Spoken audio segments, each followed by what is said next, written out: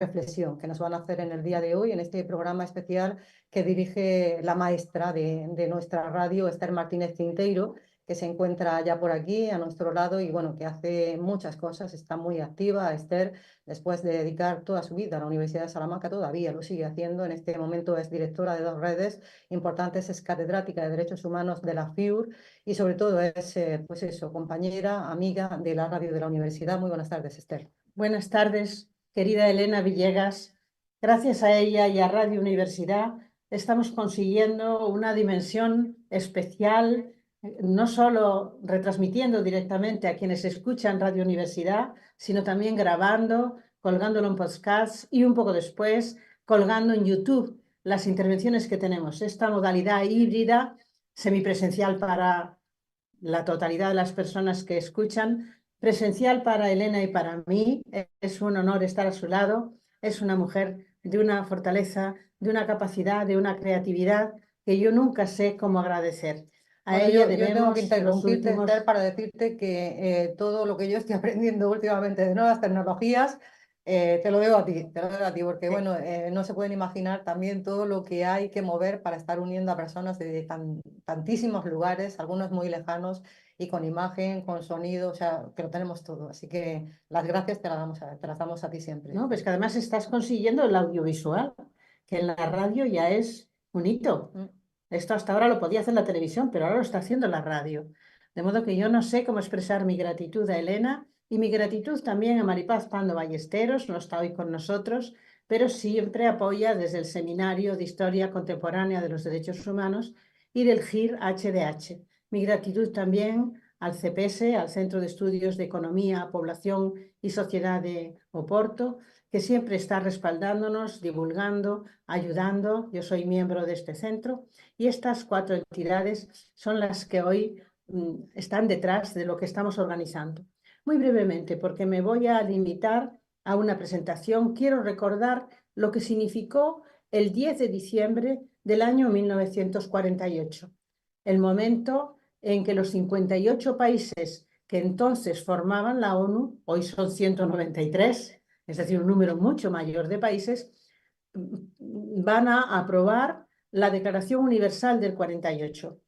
Esta declaración fue, decía Antoni Cassese, que es un historiador italiano ya desgraciadamente fallecido, pero que ha estado republicando su obra constantemente, él decía que la Declaración Universal de los Derechos Humanos, la elaboración, fue un episodio de la Guerra Fría, porque efectivamente fue dificilísimo conseguir poner en marcha esta declaración. La ONU lo que quería realmente era realizar un convenio jurídicamente vinculante y no fue posible. Pero no se renunció. Se hizo una declaración que se consideró el ideal común de todos los pueblos.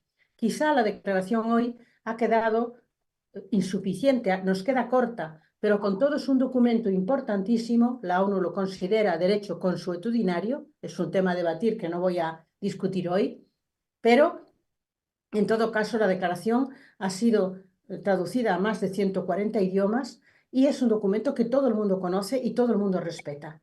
No recoge más que derechos individuales, todavía no recoge derechos colectivos y, por tanto, el conglomerado de derechos que aparece en la declaración va a desarrollarse con posterioridad a través de convenios jurídicamente vinculantes. El PID y el PIDEX son los más importantes, el Convenio de Derechos Civiles y Políticos y el Convenio de Derechos Económicos, sociales y culturales, van a desarrollar los contenidos de la declaración y después otra serie de convenios van a ir completando esta lista, este conglomerado de derechos humanos. Hoy los derechos humanos son un discurso que experimenta gravísimos desafíos, grandes incumplimientos, pero a pesar de todo que siguen teniendo un impacto indudable. Nadie quiere renunciar a decir que cree en los derechos humanos. Desgraciadamente, coexisten varios discursos en plena competencia para tratar de convertirse en el discurso hegemónico. Hoy por hoy, el discurso hegemónico es el de la ONU, que es el que estamos celebrando hoy aquí. Mi gratitud, ya dije a Elena, mi gratitud a César Barros Real, mi gratitud a Cassius Guimeraes Chay, lo estoy viendo ahora mismo en la tela, y a la doctora Sandra Can Guerrero, abogada y notaria guatemalteca, miembro de la Academia Latinoamericana de Derecho Penal, a quien he conocido recientemente en una actividad semipresencial, en el caso de ella presencial, en Salamanca. Así que saludo a todas las personas que se han prestado generosa y gratuitamente, porque hay que reconocer que estas actividades no son remuneradas y sin embargo la gente responde, gente que tiene muchísimo trabajo, responde con una generosidad enorme. La primera que lo hace es Elena. Yo tampoco me lucro de estas actividades, pero para mí son una compensación realmente enorme. Gracias a todas y a todos y le doy la palabra a Elena Villegas Cara, que va a hacer una intervención explicándoles un poco. Ella nos va a decir qué. Bueno, pues una intervención cortita para hablar, intentaré vincular el poder de la radio también para la defensa de los derechos humanos. Esta emisión, como bien saben, tiene como cabecera la radio de la Universidad de Salamanca y quería hablar precisamente de la labor de la radio en esa defensa de los derechos humanos. Como bien saben, en Salamanca en el siglo XVI ya se fraguaba la Escuela de Salamanca un intento por parte de los mejores estudiosos de la época de una adaptación humanista a ese mundo nuevo que estaba emergiendo, totalmente nuevo tras conocer que existía un nuevo continente, el americano. De aquí partieron los alegatos en contra de la esclavitud, a favor del reconocimiento de la entidad de personas de esos pueblos desconocidos hasta ese momento. Eso pone de manifiesto también algo que yo creo que hay que tener en cuenta y es la gran labor que tenéis los intelectuales, una labor por delante que es básica. Primero para explicar el mundo y en el caso de los que estáis más comprometidos para hacer un mundo mucho más habitable y sobre todo con derechos reconocidos para todos. Y eso fue lo que hizo la ONU en 1948, que lo ha explicado de manera magistral Esther. Hay que ver de dónde partíamos, de dos guerras mundiales prácticamente seguidas, y de muchas vulneraciones de derechos, incluso de intentos de exterminio de un determinado pueblo, del pueblo judío. Y hay hoy todavía la necesidad de seguir reivindicando esos derechos humanos porque muchos años después, 75 años después en concreto, el panorama mundial no podemos decir que sea muy halagüeño, ¿no? Estamos asistiendo en estos momentos a varias guerras, una la tenemos aquí en la civilizada Europa y bueno, supongo que conocen todos, ¿no? Lo que está pasando en este momento en Palestina, ¿no? Estamos asistiendo además a una polarización política que no conocíamos desde hace muchísimo tiempo. Con eso yo creo que queda claro, por lo menos es lo que yo pienso, ¿no? Que no es muy buen momento para los derechos humanos. El principal de todos, el derecho a la vida. Hay muchas personas que están muriendo en esas guerras que bajo mi punto de vista son ilegales, todas las guerras. Y hay mujeres que siguen muriendo cada día también víctimas de la violencia de género y víctimas de esa estructura social que se ha basado durante muchísimo tiempo en la humillación del género femenino. Eso por poner solamente algunos ejemplos. Pero yo quiero dar un mensaje constructivo, ¿no? Poner de manifiesto todo el papel que ha podido jugar la radio como gran medio de comunicación de masas, con un gran poder de penetración, una radio que ha barrido fronteras y que se ha distinguido durante casi siempre, ¿no? Aunque también excepciones, por llevar ese mensaje de humanidad y de respeto por los derechos humanos, además de hacerlos posibles. Ha llevado la educación donde no la había, ha acompañado a personas solas, ha creado redes, ha denunciado injusticias y problemas. En cada país tenemos ejemplos de radios comunitarias comprometidas. Con su sola independencia, nada más con ser independientes, una radio ya está siendo un ejemplo de normalización y un freno para los excesos. La radio, contando lo que ocurre en la comunidad, crea comunidad. Como bien supimos en nuestro país también en dos momentos clave de nuestra historia más reciente, como fue el asalto al Congreso de los Diputados en el año 81 o los atentados del 11M. La radio, por eso, también tiene un día mundial. Yo creo que es el único medio de comunicación que tiene un día mundial en su calendario, que es el 13 de febrero, también establecido por la UNESCO. Cada 13 de febrero nos unimos todas las emisoras del mundo poniendo de manifiesto el gran poder de la comunicación y también poniendo el acento en los problemas que tenemos que resolver. Si hacéis un examen de los últimos eslóganes de ese Día Mundial de la Radio, veréis que están estableciendo retos que tenemos que cumplir como sociedad, como la educación para todos o el respeto por la diferencia. Son respuestas que tenemos que seguir dando y en los que se sigue confiando en la radio como un medio para poder llegar a conseguir esos retos con mucha más facilidad. En el espacio ibero latinoamericano, hablando de radios comprometidas, yo creo que también tenemos ejemplos bien interesantes y eso es lo que también prefiero o quisiera ahora comentar. Yo misma tuve también la oportunidad de vivir una experiencia que a mí me pareció estupenda. No sé si recordáis que en el año 2013 ya se estaba fraguando en Bogotá, bueno, en Colombia, el proceso de paz.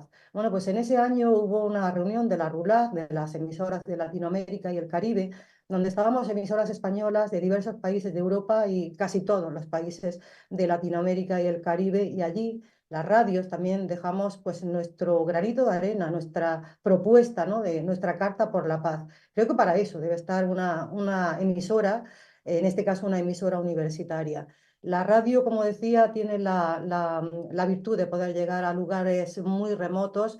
Todos también tenemos referencias de las grandes aportaciones que ha hecho la radio en momentos de crisis importantísimas, de terremotos, de huracanes, de grandes tormentas, ¿no? En todos esos casos, las personas mueren, ¿no? En esos grandes conflictos, en esos problemas, y ahí ha estado la radio defendiendo el principal de los derechos, que es el derecho a la vida.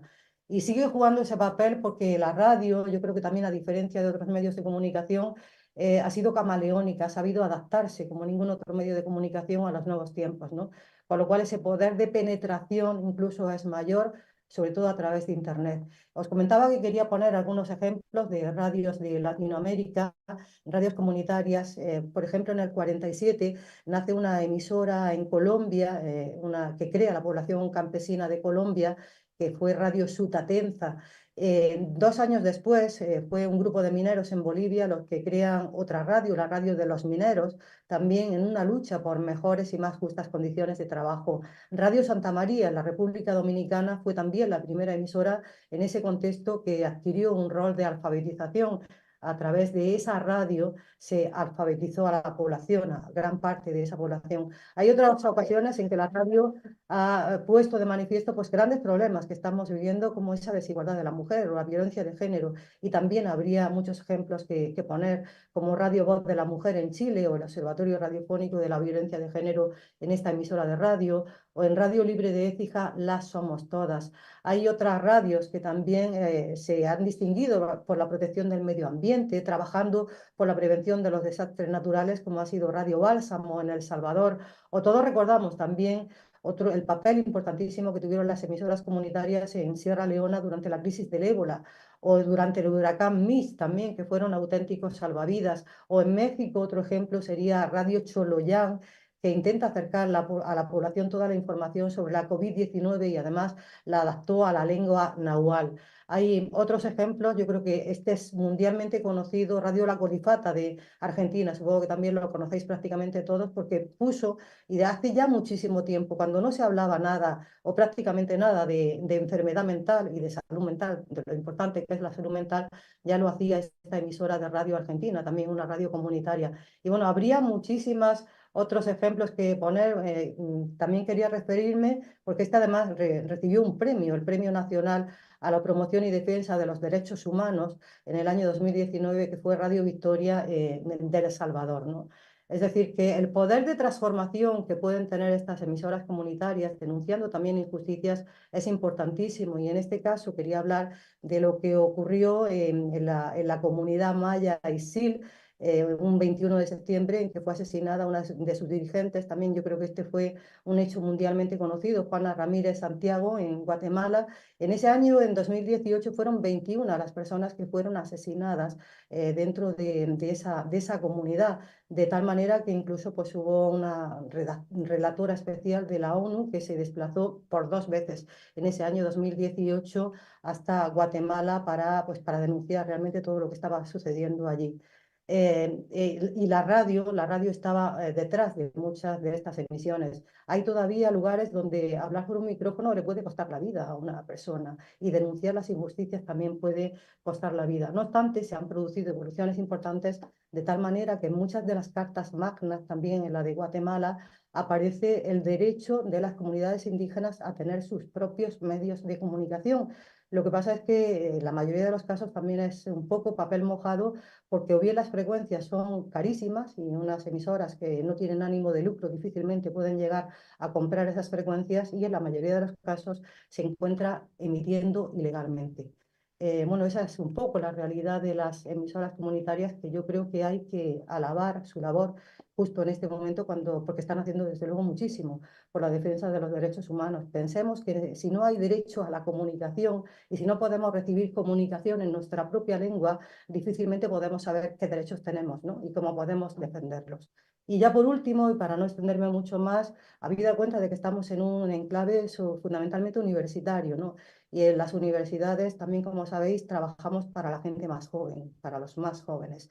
Y quería poner de manifiesto pues, el gran papel que puede jugar una emisora en una universidad. Yo estoy convencida, claro que no soy en esto nada imparcial, que la radio de la Universidad de Salamanca es uno de los mejores servicios que está brindando la Universidad de Salamanca a sus estudiantes, porque les está dando la posibilidad de poder hablar de los temas que les interesan, porque les está dando la posibilidad de formarse como futuros comunicadores y siempre partiendo de ese respeto a los derechos humanos, en la denuncia de la injusticia, en promover los valores de la tolerancia, del respeto y de la inclusión. Podría poner muchos ejemplos de programas que estamos haciendo también, dando voz a los que normalmente no la tienen, como son los jóvenes, pero también los niños y las niñas. Llevamos casi 6, 7 temporadas con un proyecto de educación y radio por el cual los niños, las niñas de colegios e institutos del Distrito Universitario de Salamanca hacen programas de radio donde además de aprender capacidades de comunicación, empiezan a saber lo importante que es la información.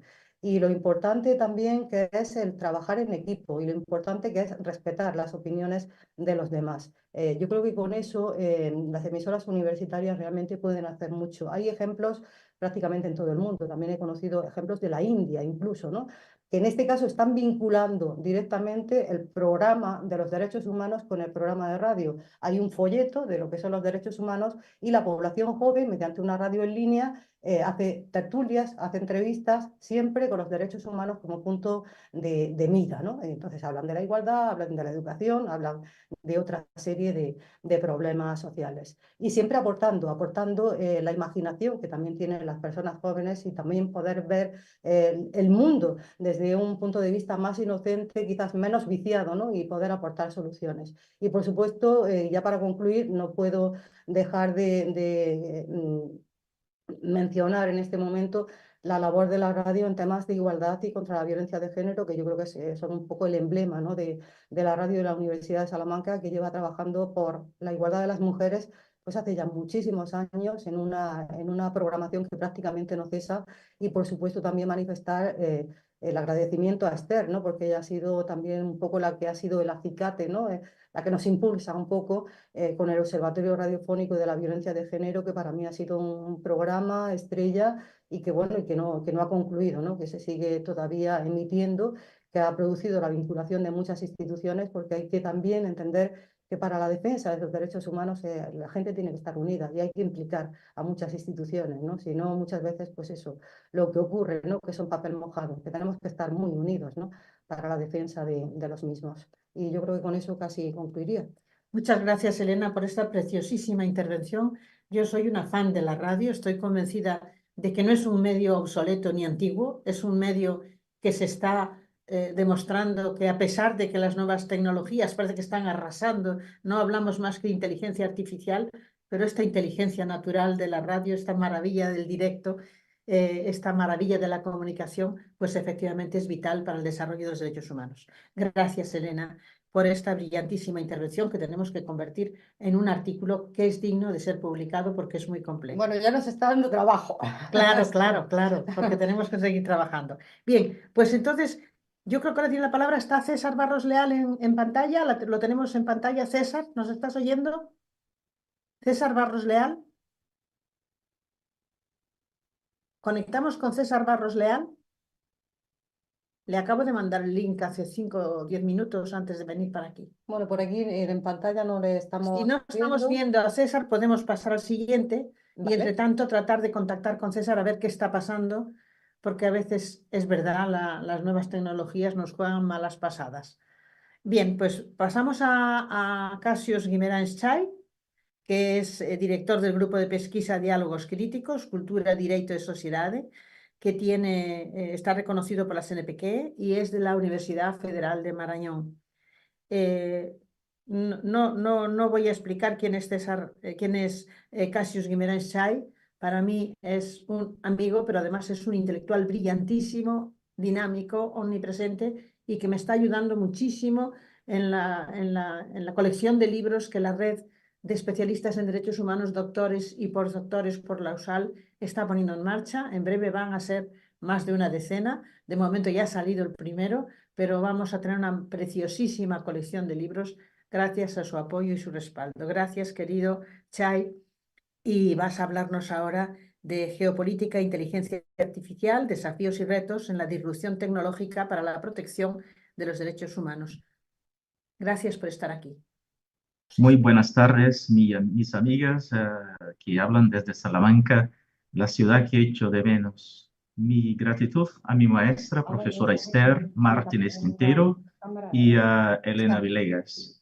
Mis saludos también a mis estudiantes de Brasil, de posgrado y de la carrera en Derecho de la Universidad Federal de Maranhão, y también de la Facultad de Derecho de Vitoria y los demás invitados e invitadas. Muy buenas tardes, buenos días. La Declaración Universal de los Derechos Humanos cumple 75 años promoviendo la dignidad y la justicia. Sí, es verdad. Sin embargo, como ya lo he dicho, nuestra compañera Elena Villegas, en la nota de apertura de esta sección, por la cual también presento mis saludos a los oyentes de la Radio Universitaria Comunitaria de Salamanca por su gran servicio a la democracia. Sin embargo, el progreso ha sido desigual y nuevas amenazas emergen. La inteligencia artificial probablemente transforme más ámbitos de la vida que la revolución industrial 2.0, 3.0, por lo que su desarrollo plantea retos sin precedentes para los derechos humanos. A nivel geopolítico, la carrera por la IA se torna cada vez más disputada entre grandes potencias. Esto genera, profesor Esther, riesgos para vigilancia masiva, censura, discriminación, si ciertos estados ejercen excesivo control sobre las tecnologías. Asimismo, la brecha digital entre países del norte global, del sur global, pueden profundizar las desigualdades sociales y violar el principio de no discriminación. Subrayo, se necesitan normas globales que protejan la privacidad, garantizando un desarrollo inclusivo de la IA.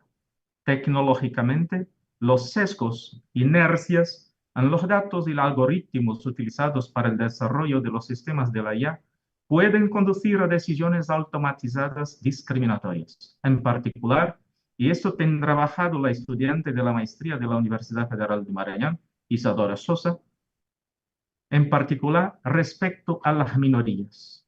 Esto vulnera derechos como la igualdad y la no discriminación. Para evitarlo, se requieren mayores esfuerzos para garantizar la diversidad e inclusión en la concepción de las tecnologías.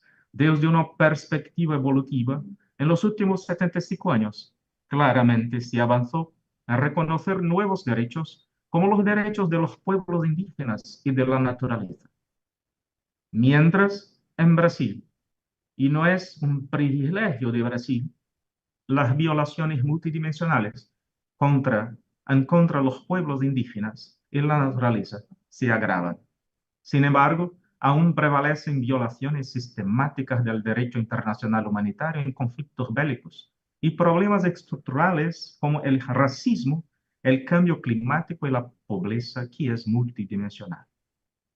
Tenemos ahí la Agenda 2030, que ofrece un marco para superar estos desafíos mediante un desarrollo sostenible, justo e inclusivo. Sí, es verdad. No obstante, es necesario cuestionar el modelo de desarrollo imperante y reconceptualizarlo desde los aportes, en mi caso, como sugerencia y reflexión de la teoría de la liberación. En síntesis, 75 años de Declaración Universal, y ahora la IA, la inteligencia artificial, plantea nuevos retos para los derechos humanos en un contexto geopolítico complejo.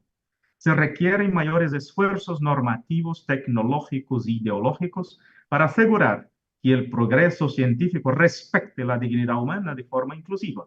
Solo de este modo podremos avanzar hacia la superación de las persistentes violaciones a los derechos humanos en las intersecciones con la pobreza, el racismo, el cambio climático y otros problemas estructurales. Así, la inteligencia artificial, y no obstante sea una tecnología que tiene el potencial de transformar profundamente la sociedad, la economía, la política y la cultura, también plantea importantes desafíos y riesgos para los derechos humanos, tanto individuales, a nivel individuales, como colectivos, que deben ser abordados con urgencia y responsabilidad. En este contexto, la geopolítica juega un papel clave, ya que determina las relaciones de poder, cooperación y conflicto entre los actores estatales y no estatales que desarrollan, usan y regulan la IA. Podemos refletir que en nuestra sociedad brasileña, nuestra población atraviesa la historia en distintos momentos de la revolución y del proceso civilizatorio. Muchos de nosotros quizás tengan acceso a una red de Internet de la comunicación global. Esto agravia su posición de estar al margen de la sociedad. Es importante recordar que la margen hace parte del todo. Así, por su parte, si podríamos establecer una correlación con la teoría de bases de la liberación de Enrique Dussel, aportaríamos elementos conceptuales valiosos para repensar críticamente el modelo de desarrollo en nuestro contexto social, proponiendo reconceptualizar la modernidad occidental como una colonialidad del ser, que ha individualizado y excluido ontológicamente las mayorías oprimidas del sur global. Desde esta perspectiva, hay que pensar, la Agenda 2030 corre el riesgo de perpetuar una noción eurocéntrica, economicista del desarrollo, si no se la complementa con los aportes de la geopolítica del conocimiento. Si requiere fomentar patrones de innovación tecnológica sin sacrificar las autonomías nacionales y culturales de los pueblos del sur. Así, se deberían reconocer otros saberes y modos de vida no reducidos a parámetros cuantitativos.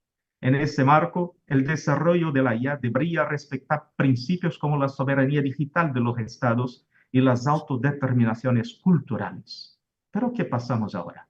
Esto abre oportunidades para aplicaciones de la IA que contribuyen a superar problemáticas históricas como las desigualdades étnico-raciales, la exclusión de los pueblos originarios y la depredación ambiental. En este marco de reflexión, me cumple también presentar mi saludo al profesor doctor Felipe Aquino, que trabaja esta idea en el marco de su investigación de maestría. Sin embargo, prevalecen desafíos geopolíticos por las tensiones de potencias entre potencias y el riesgo de privatizar los beneficios de la IA en pocas corporaciones tecnológicas. Persisten sesgos conceptuales eurocéntricos en la forma en que se conciben y diseñan muchas tecnologías emergentes. Así, podríamos poner como puntos de crítica cómo la IA es operando un factor de poder y competencia geopolítica y el control social. Cómo esto afecta la seguridad, la soberanía y la autonomía de los estados y de las personas. La IA como factor de oportunidad y cooperación.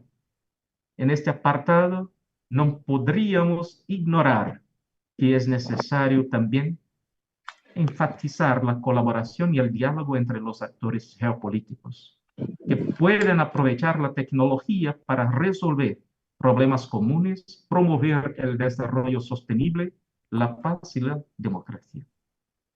Pero que vemos es con un movimiento por la industria de la desinformación. Esto fragiliza la democracia. Y no obstante, la desinformación tiene su ámbito más aprofundizado, la tecnología, como un factor que exponencia su fuerza y comprime, contrayendo la propia democracia. Como factor de desafío y riesgo para los derechos humanos, es importante plantearnos las amenazas y dilemas para los propios derechos humanos, tanto en línea como fuera de línea, que deben ser prevenidos y mitigados. Ahora bien, en definitiva, 75 años de la Declaración Universal es más urgente que nunca repensarnos críticamente el modelo civilizatorio dominante a la luz de aportes, como yo he dicho, como sugerencia de la teoría de la liberación. Solo así podríamos garantizar que el progreso científico-técnico, incluyendo la inteligencia artificial, realmente contribuye a superar la colonialidad de ser y proteja los derechos humanos de todas las personas sin distinción alguna. Ahora, es necesario también, con un compromiso ético, recuperar el gran trabajo que la Organización de las Naciones Unidas ha proponido para nosotros, como no solamente retos normativos, pero planteamientos de diseños institucionales para perfeccionamiento de la democracia. La ONU establece una hoja de ruta equilibrada que reconoce tanto los desafíos como las oportunidades de la cooperación digital para los derechos humanos. Sin embargo, será necesario un seguimiento para evaluar su concreción. El informe sobre privacidad aporta una visión integral de los retos y recomendaciones específicas, aunque habrá que profundizar en su aplicación práctica de distintos contextos.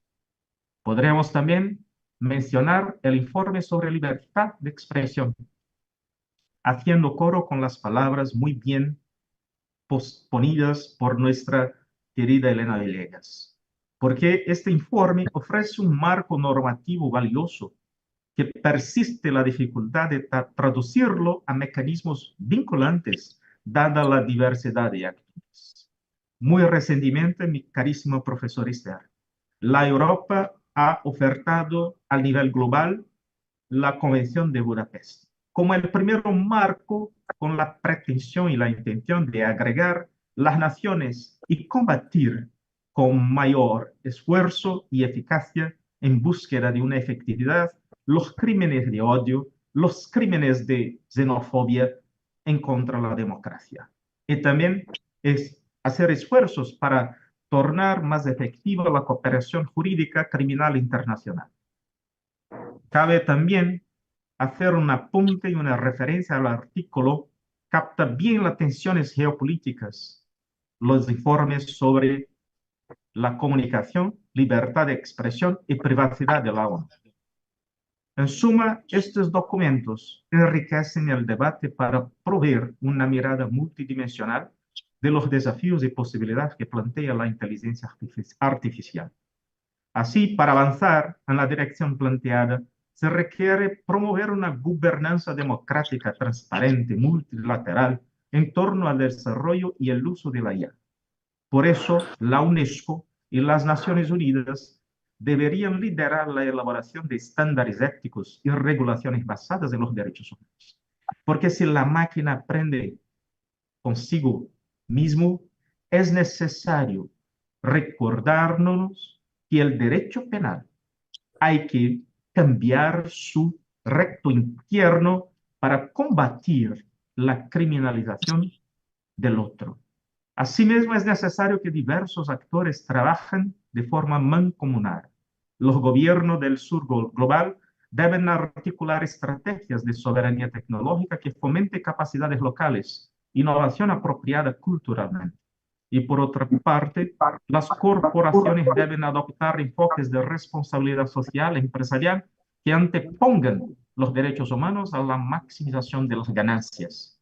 Un rol fundamental cumplirán también las universidades, los centros de investigación como la red de especialistas en derechos humanos por la Universidad de Salamanca, que hace 27 años casi cumple un papel central, importante, inarredable en su comprometimiento por la democracia, la defensa de los derechos humanos, la formación a nivel de personal superior, comprometidos con la cualidad de una experiencia democrática.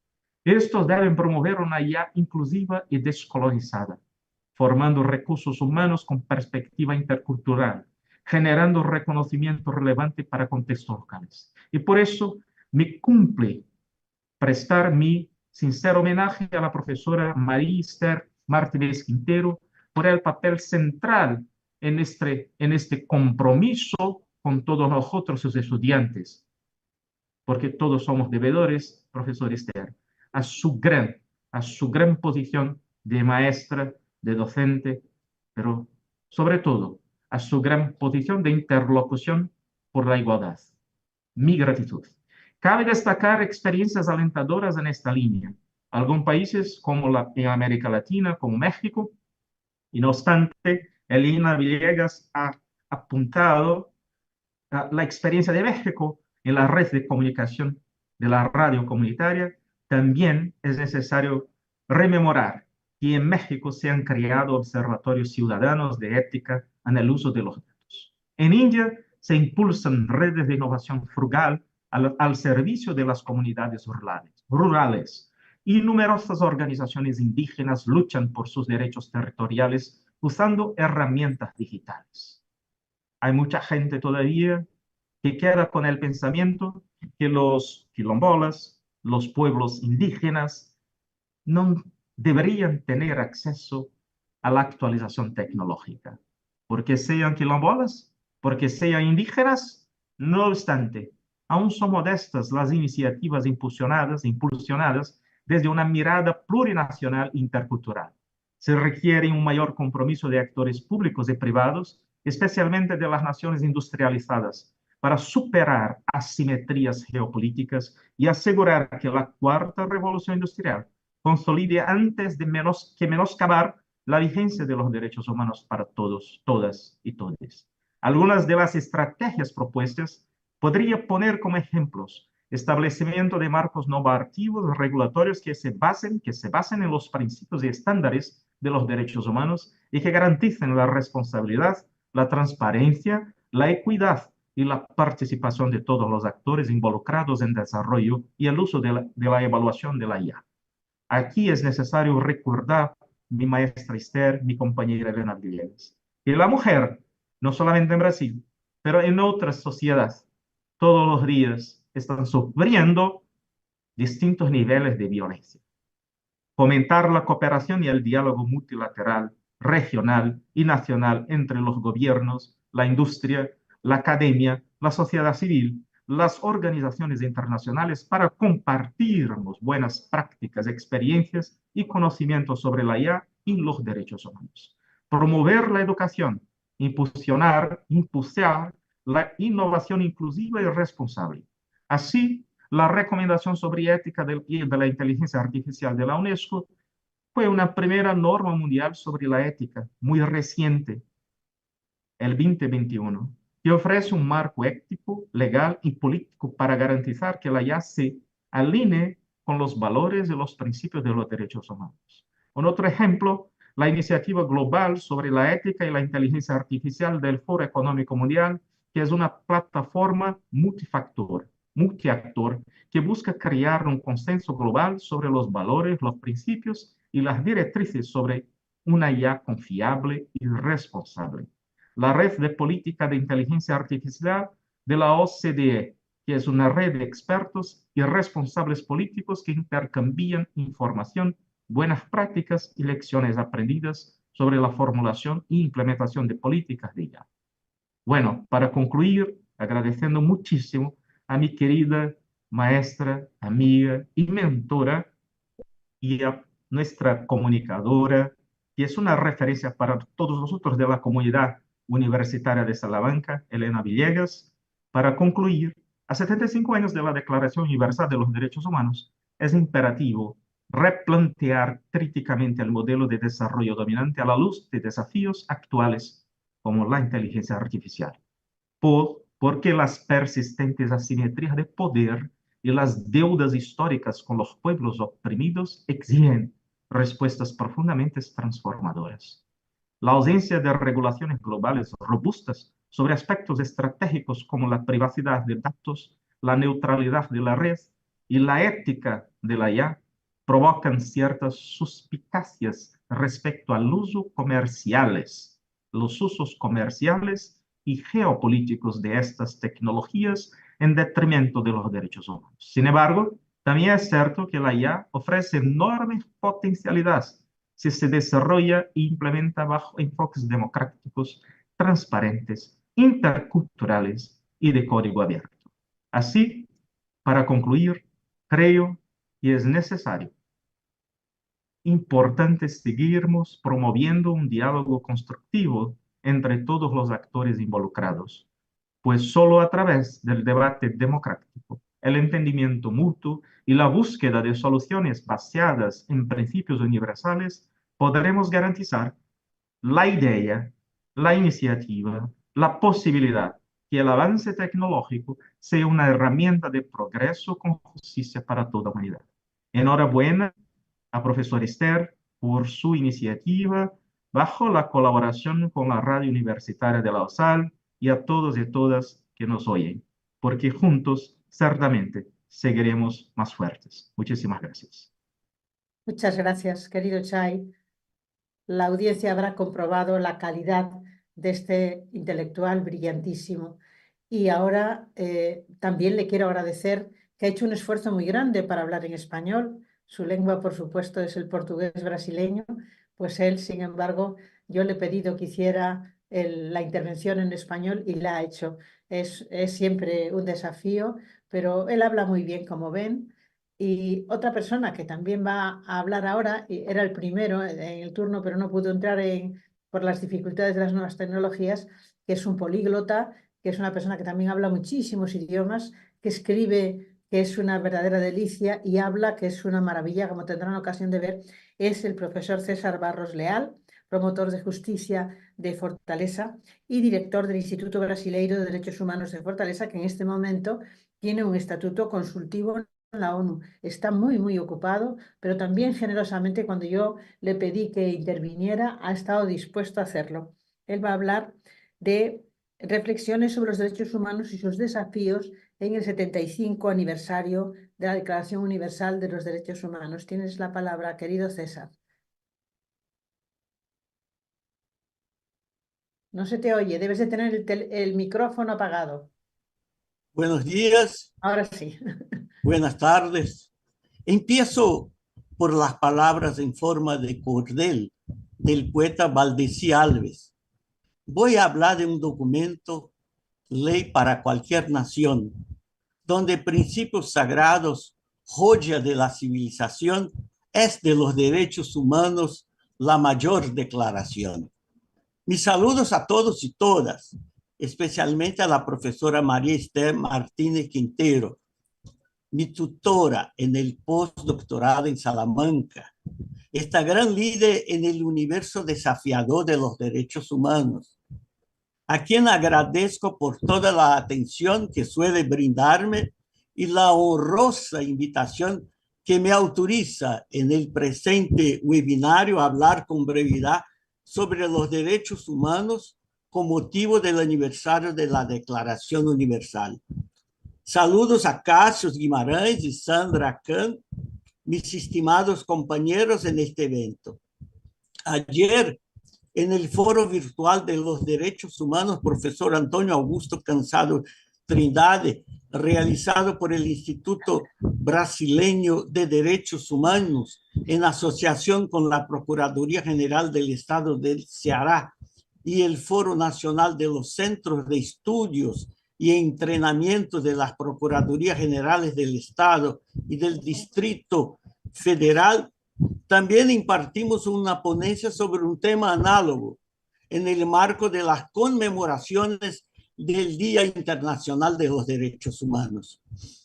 Es importante señalar que el 10 de diciembre es de hecho una fecha especialísima para los derechos humanos y todos aquellos que creemos en su significado, su relevancia, e insistimos contra el viento y la marea en la imperiosidad de defenderlos, de promoverlos, en un mundo de profundas desigualdades donde predomina un inmenso abismo entre las normas y la práctica. Abismo tan grande, profesor Esté, que a veces nos roba, aunque lo sé por fugaces instantes, la capacidad de sonreír. Por ello, mis felicitaciones a la profesora Esté por esta iniciativa, entre tantas otras que realiza con una regularidad sorprendente.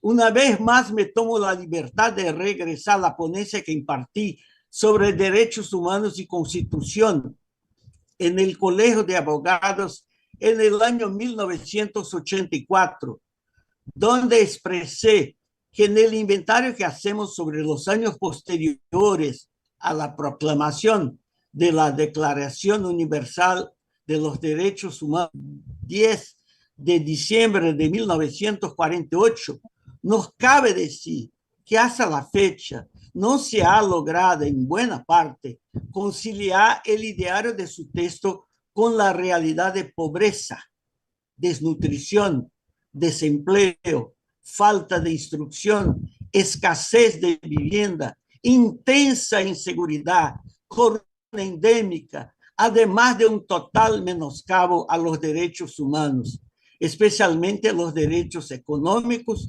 sociales y culturales de los segmentos marginados, como los indígenas, los homosexuales, etc. Todo ello se considera en una sociedad de oprimidos, de excluidos, que ha contraído una inmensa deuda con sus ciudadanos, en la medida en que se fomenta y se amplía la injusticia social, perturbando y agudizando las disparidades existentes, tal y como señala con énfasis Bernstein, el mismo Bernstein que ha citado a Benedicto XVI, entre comillas: la grandeza de la humanidad está determinada esencialmente por su relación con el sufrimiento y con el que sufre. Esto es válido tanto para el individuo como para la sociedad. Una sociedad que no logra aceptar a los que sufren y no es capaz de contribuir mediante la compasión a que el sufrimiento sea compartido y sobrellevado, también interiormente es una sociedad cruel e inhumana. Ahora bien, retomando, a sabiendas, la Declaración es uno de los más bellos documentos producidos por el hombre.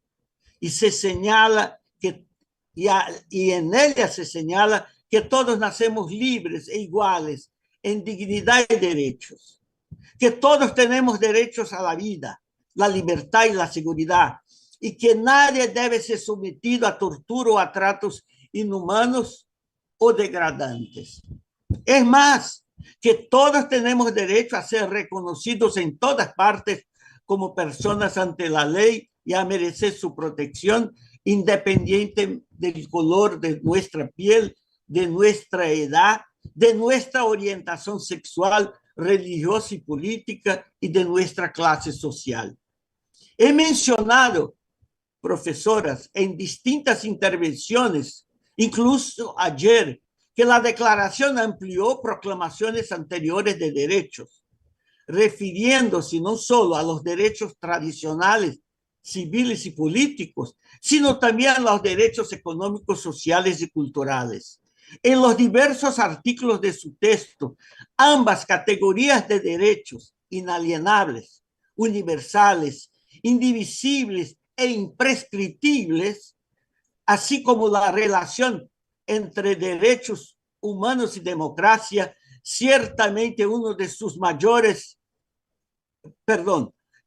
indivisibles, ese complemento entre sí, siendo relevante tener en cuenta que la Declaración de Viena ulteriormente consagró la noción de indivisibilidad, así como la relación entre derechos humanos y democracia.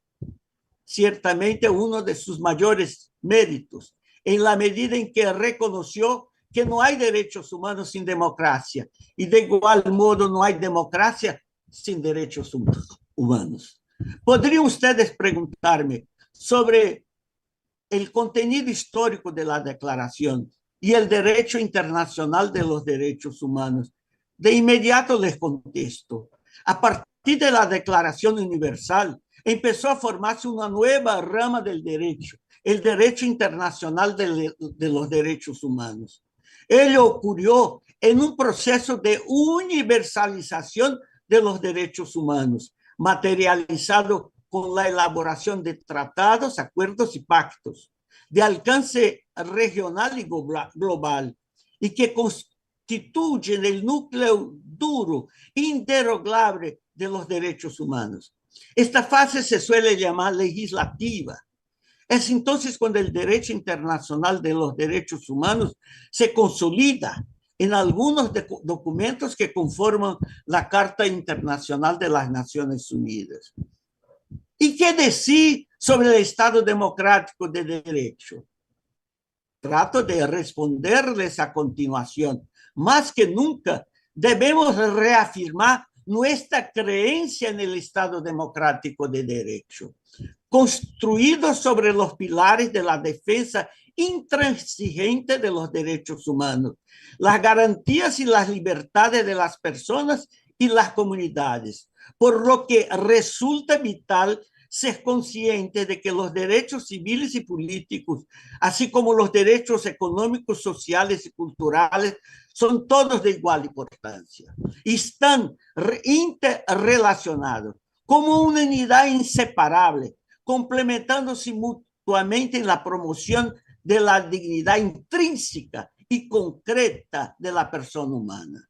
Eso ocurre simplemente porque somos personas, en consonancia con las normas internacionales, aunque esto se observe en un escenario plural, en el que esos derechos, como he señalado, se ven intensamente afectados, sea por la ausencia de políticas públicas, sea por la actitud perversa y negligente de gran parte de la sociedad civil, contaminada por los movimientos de ley y orden, crimen, castigo, mano dura, tolerancia cero, que se fortalecen con la acción de grupos conservadores. ¿Es posible? Ustedes podrían preguntarme, ¿hablar en avances? Les respondo con pocas palabras. Desde la proclamación de la Declaración Universal, reitero que su contenido lamentablemente no ha calado en la conciencia de ciudadanos y gobiernos, y ya que sigue exhibiendo un inmenso abismo entre la ley y la norma, así como entre los diferentes segmentos de la sociedad. Reitero, baste mirar las tasas de pobreza absoluta y relativa, desnutrición crónica, acceso limitado a una educación de calidad, corrupción rampante, racismo estructural, explotación laboral, falta de atención al medio ambiente y a los pueblos tradicionales, cambio climático, además de la violencia exacerbada, máxima en las zonas urbanas, con sus alarmantes índices de criminalidad. Si tuviese que hablar sobre los desafíos, ¿qué tendríamos que hablarles? Nadie tiene dudas en cuanto a ello. Es muy clara la percepción de que los desafíos son enormes, puesto que visiblemente son muchísimas las continuas violaciones de derechos y libertades fundamentales, especialmente cuando de los pobres, los llamados ciudadanos de segunda categoría se trata. Es suficiente ver la extensión de la pobreza, la restricción de prerrogativas, las prácticas de exclusión y persecución y los excesos cometidos por la policía. Toda esta indiferencia que caracteriza a los poderes constituidos en detrimento del interés público, asociada a la falta de transparencia, responsabilidad y omisión respecto al alcance de los derechos sociales y económicos, genera una situación cuya reversión solo será posible con un cambio de paradigmas, una remodelación de valores por parte de los titulares de esos poderes y también de nosotros, de la propia sociedad civil organizada, en un escenario en que el hombre, su crecimiento y la prevención de los padecimientos sean el centro de las preocupaciones y se asegure plenamente la justicia social de conformidad con una cultura de respeto irrestricto a los derechos humanos.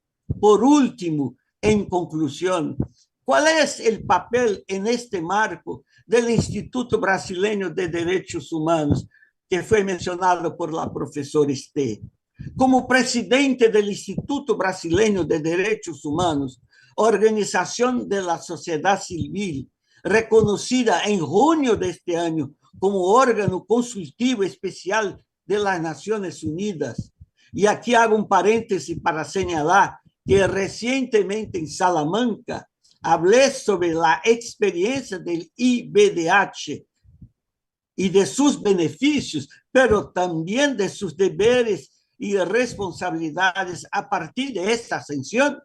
Proclamo el imperativo de la educación en derechos humanos, de la formación en ciudadanía en todos sus niveles, capaces de afrontar bajo el manto del compromiso con la responsabilidad y solidaridad los desafíos impuestos por la coyuntura actual, desafíos que son las banderas de los defensores de los derechos humanos en su óptica emancipadora. Reitero mi agradecimiento a la profesora Maristé y celebro este evento por la oportunidad que nos concede de recordar la importancia de una fecha única, 10 de diciembre, en la que se celebran los derechos humanos, esos derechos que nos corresponde a todos nosotros respetar y promover en lo cotidiano de nuestras vidas. Muchas gracias. Muchas gracias, querido César. Habrán visto que efectivamente, como anunciábamos, íbamos a asistir a una ponencia impresionante. Y ahora vamos a tener con nosotros a la doctora Sandra Can Guerrero, que es abogada y notaria guatemalteca y que es miembro de la Academia Latinoamericana de Derecho Penal, como también lo son César Barros Leal o el propio doctor Cassius Guimarães Chay y yo misma. Es decir, que aquí estamos presentes, aunque no ha sido la Asociación Latinoamericana de Derecho Penal, no ha sido una de las entidades coorganizadoras, pero sus miembros efectivamente están aquí y han respondido con una gran generosidad cuando les he llamado para que formaran parte de esta actividad de Radio Universidad de Salamanca, dirigida magistralmente por Elena Villegas Cara.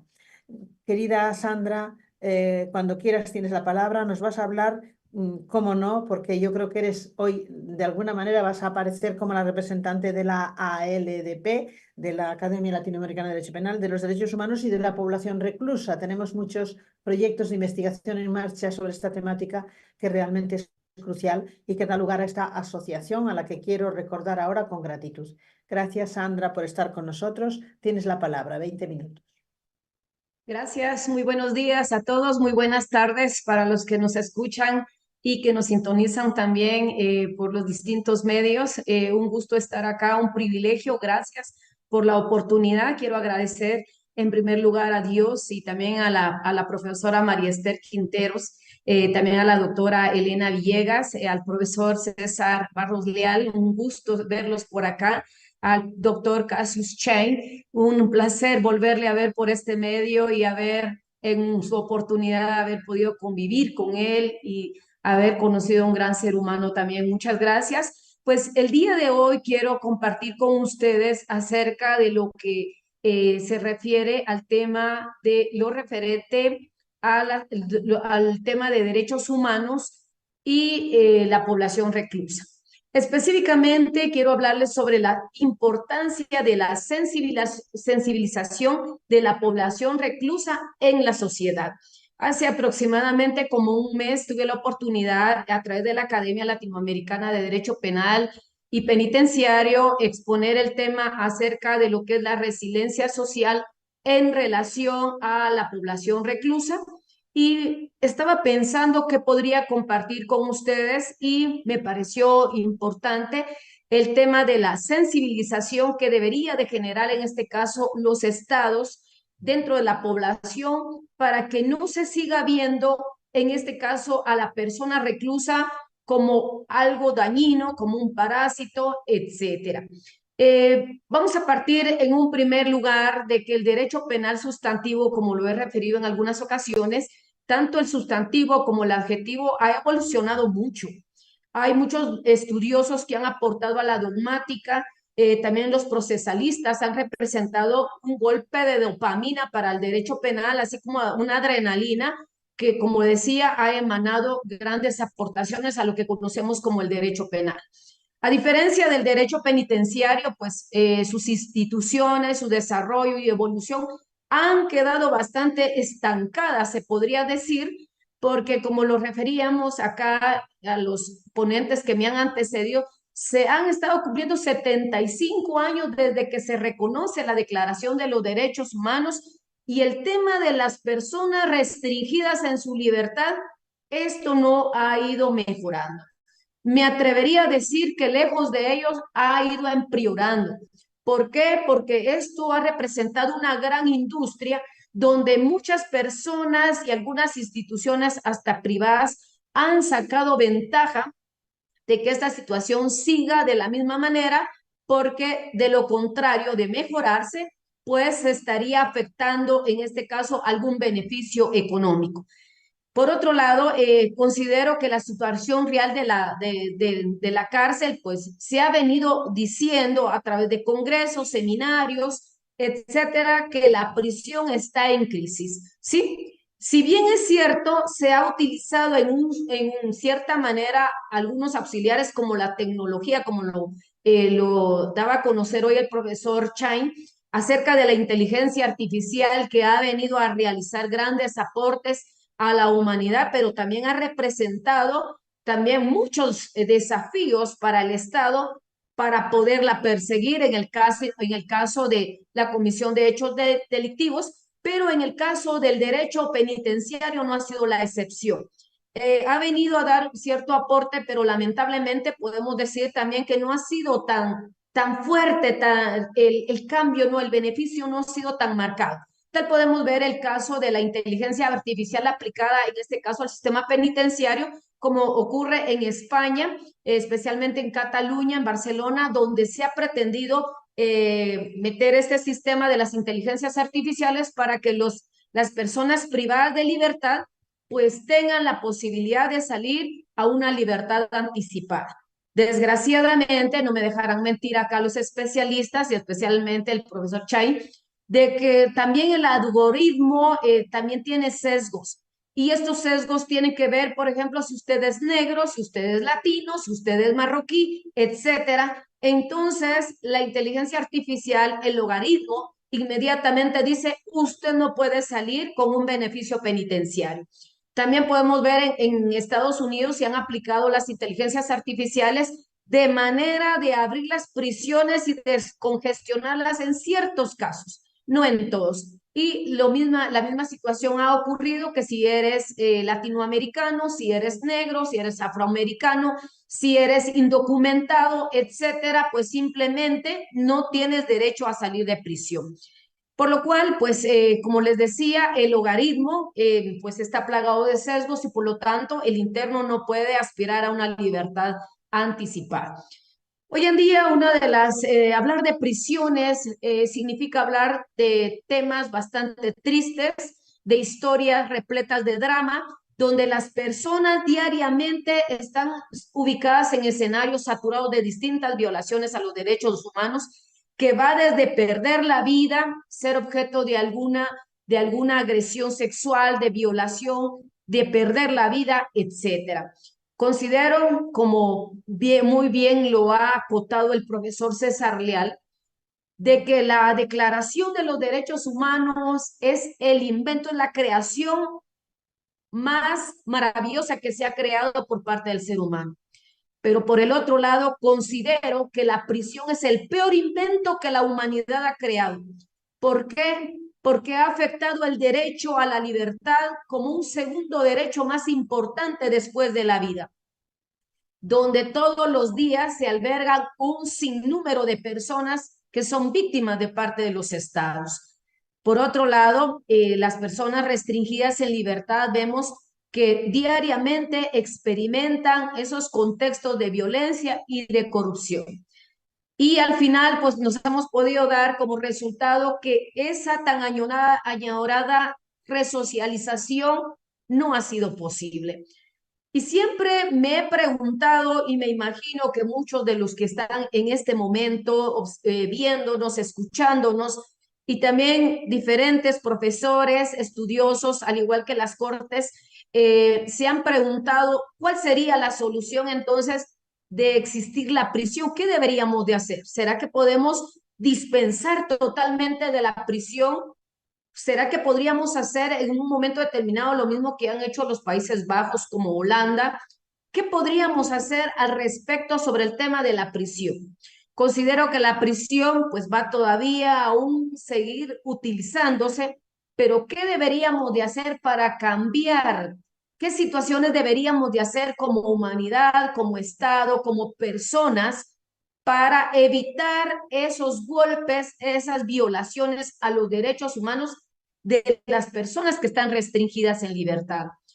Bueno, pues he analizado y se me ha venido la idea, queridos amigos, que una de las soluciones que podría venir a aliviar en este caso la situación de las personas internas restringidas en libertad sería en este caso la sensibilización hacia el Estado y también a la población. Es lamentable que todavía en pleno siglo XXI se habla de derechos humanos, de libertades y de condiciones mínimas que deben de tener las personas restringidas de su libertad, así como los adolescentes también restringidos en ciertos derechos, cuando se está vulnerando de forma agresiva otros derechos humanos. Y uno de ellos sería la sensibilización hacia la población y específicamente por parte del Estado.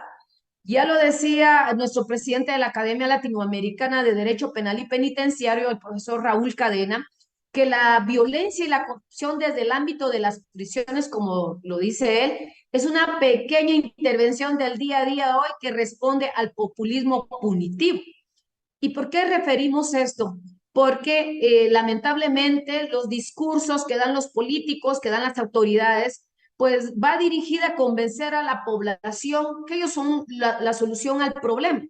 Y vienen y se toman la tarea, en este caso, colocar en una posición a las personas dentro de prisión que ellas no deberían de tener ninguna oportunidad de poder salir en libertad porque se han vuelto enemigos de la sociedad y los comienzan a satanizar de tal manera los medios de comunicación, también los discursos populistas, etcétera. Y como decía, una forma importante que vendría a cambiar esas dinámicas sería también de la sensibilización por parte de las autoridades en el tema de venir y tomar conciencia que en un momento determinado, tanto ellos como la población podrían en un momento determinado poder ir a prisión.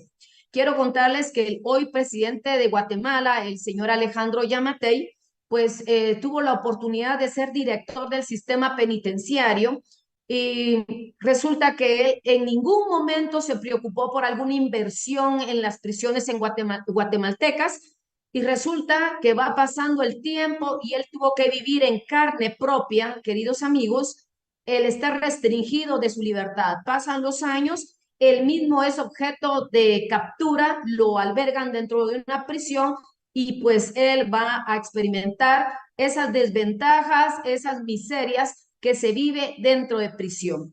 Es importante que los políticos vayan cambiando esos discursos y se preocupen más por promover los derechos humanos, porque al final el quehacer de todo gobierno, de todo político, de la Constitución, de las leyes, el fin principal somos cada uno de nosotros, de los ciudadanos. Por otro lado, las políticas criminales, perdón, lo que es los programas de sensibilizar a la población de lo que es la población reclusa y la sociedad, es importante llevar a cabo una formación transversal e integral a través de las políticas públicas, a través de las políticas sociales y qué decir de la política criminal en sus distintos niveles como el primario, secundario y terciario.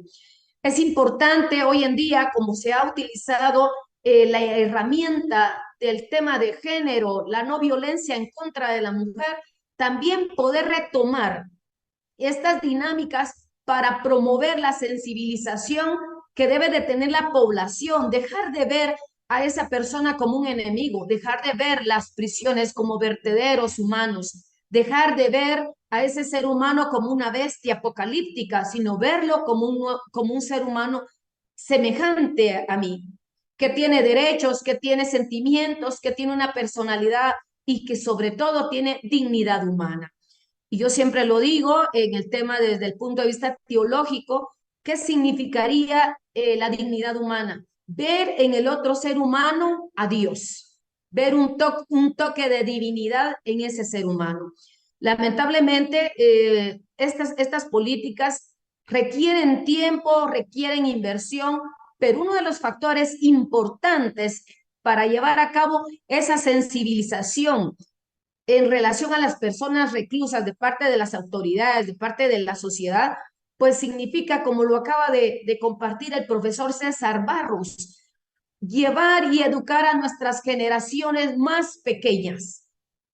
Hoy en día, parte de la política criminal que tiene España para formar en relación a la prevención de violencia en contra de la mujer va dirigido a todos los niveles educativos.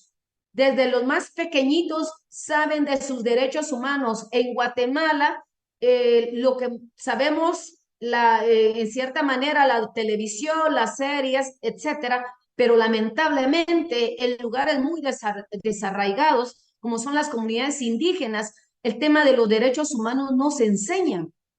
Y como no se enseñan, venimos e ignoramos de esos derechos que tenemos, por lo cual es necesario impactar a los miembros de la sociedad más pequeños para que esto vaya generándose cambios a futuro y también cambios en la actualidad.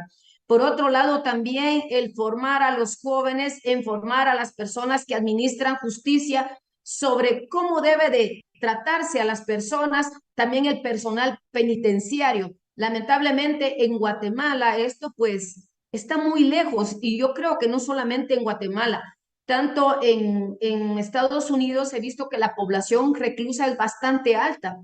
Hay una alta vulneración a los derechos humanos que de verdad espanta, pero es una realidad.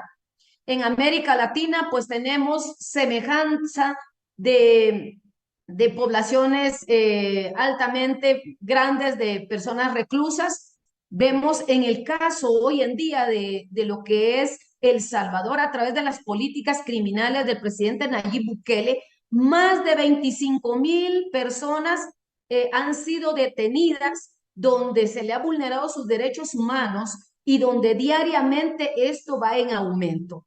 Se ha abierto las prisiones para algunas personas que casi ya rozan los 50,000, las 50,000 jóvenes, que es una población eminentemente joven, que las han sacado a realizar trabajos en los parques, en las escuelas, y es bien difícil porque no se ha tratado el tema de la sensibilización en los diferentes programas, cómo la sociedad debería de aperturar, aceptar, porque también el delito es parte de las dinámicas que están a cargo de la sociedad y por lo tanto deberían de venir y resolverla como tal.